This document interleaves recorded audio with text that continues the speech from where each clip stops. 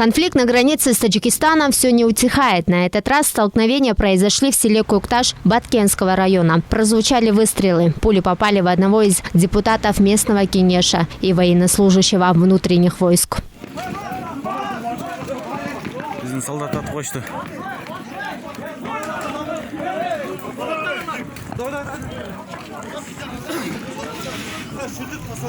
Помимо пострадали еще 4 граждан Кыргызстана, 3 из них военнослужащие. У всех обнаружены закрытые черепно-мозговые травмы, сотрясение головного мозга, ушибы.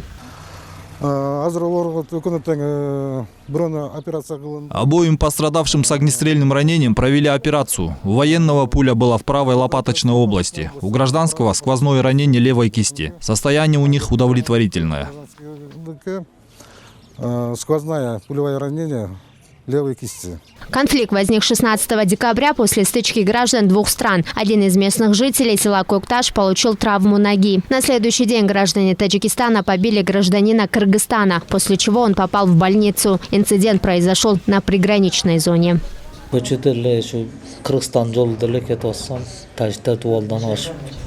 Я шел по улице Кыргызстана. Когда меня затащили толпа, накинула чапан. Потом сильно побили. Ничего не помню, что было дальше. Сегодня представители власти обеих сторон начали переговоры, но в этот момент, точнее в 11:30 дня, около 100 граждан Таджикистана закидало камнями в кыргызскую сторону и начали стрелять. В ответ жители села Кокташ разбили окна 2 автомашин.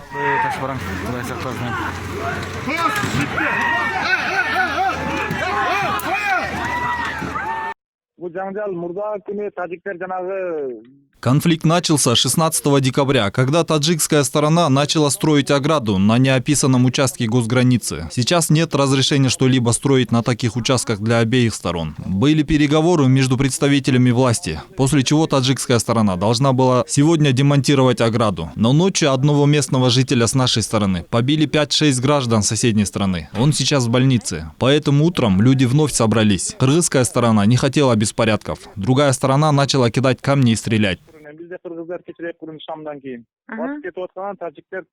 Для урегулирования конфликта в Баткенскую область вылетели замминистра внутренних дел и начальник главного штаба, первый заместитель председателя государственной пограничной службы. С начала 2019 года на границе Кыргызстана и Таджикистана произошло более 10 конфликтов. В 4 инцидентах погибли люди. В последнем конфликте 16 сентября погибли 4 человека с обеих сторон. Перизат Бакытова, Алтынбек Сайкеев, Нью ТВ.